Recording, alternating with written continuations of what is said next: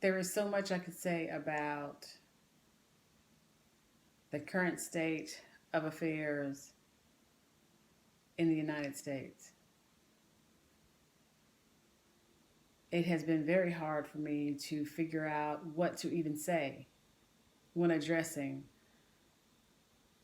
police violence and the long line of murders by police of people like Ahmaud Arbery and Breonna Taylor and George Floyd. I am stifled by anger and pain and despair. It's so hard to gather the words to address what's going on because it's not just one thing. It's not just police violence. It's not just unemployment. It's not just these things in isolation. It's not one thing. It's the entire system. It's the entire system of institutionalized racism and societal racism in the United States. Does racism only happen in the United States? Of course not. But it is where I live. I've lived with this background fear of something happening to me or something happening to my brothers for as long as I can remember. It is more pronounced at sometimes, and then it just kind of fades into the background noise of anxiety that I carry just on an everyday basis. Right now is one of those times when that fear, that panic, that anxiety is more pronounced. It isn't just what's happening right now, it's what happens all the time, every day of my life, for sure.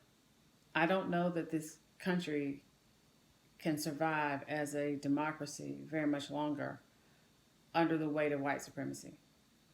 I don't think it can survive for all the dreams of the so called forefathers for a free country that, of course, did not contemplate the freedom of enslaved Africans, didn't contemplate the freedom of the indigenous people who lived here. For this so called democracy, this country of free persons,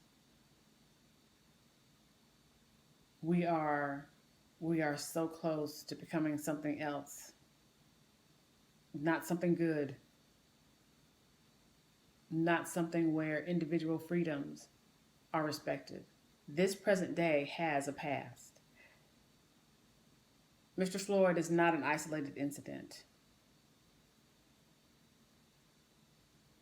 There is a history of treating the lives of Black people as cheap, the disregard for Black women, Black men, Black children. It has been a feature of this country. And white people in this country need to talk about it. They need to learn about it, and they need to learn how to talk about it. Or white supremacy will continue to try to bury this and say this isn't real, it's not a problem, it's just those people. Those people are the problem. If they stop talking about it, there won't be a problem. I don't know what to do. I don't know what to do. It's certainly not my job to fix this because the problem isn't me.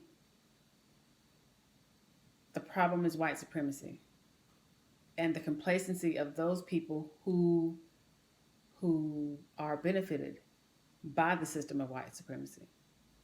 I have read a great many books about the history of this country with regard to the struggle for civil rights, with regard to the treatment of Black people in America. There is a long history.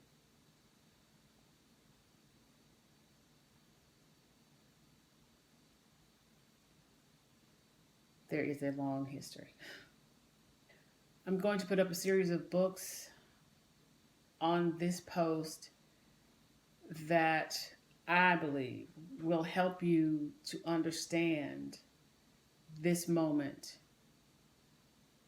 yet another moment in the history of this country, about why this is happening. Read one of them, a few of them, all of them, and don't just read it to say you read it. Don't just buy it to show that you have it on your shelf. Read it, learn from it, and then act. Use whatever platform, use your voice to say that this is not okay and that we want something better for the future.